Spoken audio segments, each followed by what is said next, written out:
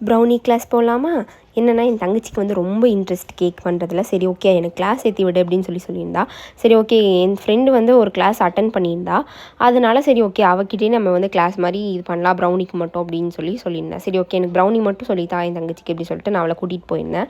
அவள் வந்து ரொம்ப இன்ட்ரெஸ்ட் ஆர்வமாக இருந்தால் எனக்கு வந்து அது கற்றுக்கணும் இது கற்றுக்கணும் அப்படின்னு சொல்லிட்டு சரி ப்ரௌனி ஃபஸ்ட்டு பழகு அதுக்கப்புறம் நெக்ஸ்ட் பார்த்துக்கலாம் அப்படின்னு சொல்லிட்டு வரும்போது வந்து பட்டர் மட்டும் வாங்கிட்டு வந்துடு அப்படின்னு சொல்லும்போது நானுமே வந்துட்டு பீலமேட்டில் பழமுதிரில் போயிட்டு பட்டர் மட்டும் வாங்கிட்டு அப்படியே வந்து அவர் ரூமுக்கு போயிட்டோம். அண்ட் பேக்கிங் ஃபுல்லாமே செட் பண்ணி வச்சிருந்தா. அவள் எல்லாமே வந்து பேக்கிங் ஃபுல்லாமே பர்த்டே கேக்ஸ் எல்லாமே ஆர்டர்ஸ் எடுத்துகிட்ருக்கா. ஸோ அது நல்லா பண்ணிகிட்டு இருக்கனால சரி ஓகே எனக்கு ப்ரௌனி மட்டும் சொல்லி கொடுத்துரு அப்படின்னு சொல்லும்போது அவள் வந்து நீட்டாக ப்ராப்பராக அவள் ஒருத்தினால வந்துட்டு நல்லா கரெக்டாக எல்லா டிப்ஸ் அண்ட் ட்ரிக்ஸும் சொல்லி கொடுத்துருந்தா. அண்ட் ப்ரௌனி வந்து எனக்கு ஃபஸ்ட்டு சூடாக சாப்பிடும்போது எனக்கு தெரியல அவ்வளோ டேஸ்ட்டு. பட் வந்து அடுத்த நாள் சாப்பிடும்போது அவ்வளோ டேஸ்ட்டாக இருந்துச்சு. எனக்கு என் மரமண்டைக்கு தெரில ப்ரௌனி அடுத்த நாள் தான் சாப்பிட்ணும். கடையில் வாங்கி சாப்பிட்டனால நம்மளுக்கு தெரியல.